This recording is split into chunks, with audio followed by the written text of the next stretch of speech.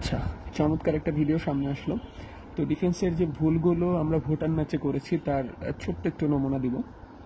আচ্ছা, এখানে দেখা যাচ্ছে যে এটা হচ্ছে সোহেল রানা এবং এটা হচ্ছে হৃদয়। তো এই হৃদয় দুইজনই হচ্ছে এই একটা ভুটানের একটা ফরওয়ার্ডকে মার্ক করবে। হ্যাঁ, তো আমরা দেখি যে কি হয় ঘটনাটা। এই যে প্রথমে হচ্ছে হৃদয়কে কাটিয়ে গেল এবং সোহেল রানাকেও কাটিয়ে সে ভিতরে ঢুকে গেল। আচ্ছা, এখন আমরা পজ করি।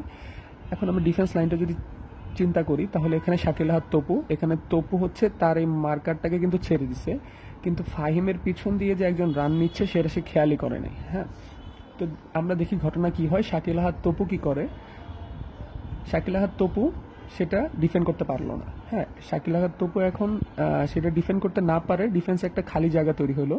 এই যে ফাহিমের পেছন থেকে যে রান নিচ্ছিল ভুটানের যে ফরওয়ার্ডটা, সে কিন্তু তখন অলরেডি ঢুকে গেছে। তপু কিন্তু তার মার্কারকে ছেড়ে দিছে। এখন মানে ডিফেন্সে একটা খালি জায়গা কিন্তু তৈরি হয়ে গেছে। তো তখন দেখেন কি হয়, এখন 1 ভার্সেস একটা 1 সিচুয়েশন তৈরি হয়ে যাবে। এই যে 1 ভার্সেস একটা 1 সিচুয়েশনে একদম 0 ডিগ্রি অ্যাঙ্গেল থেকে ফরওয়ার্ডটা একদম গোল পোস্টে শট নিতে পারে।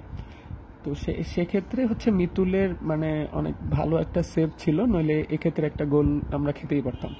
তো এই ভুলগুলো যদি না শোধরানো হয় তাহলে কিন্তু সিঙ্গাপুর ম্যাচে অনেক বড় একটা ব্লান্ডার হওয়ার সম্ভাবনা রয়েছে।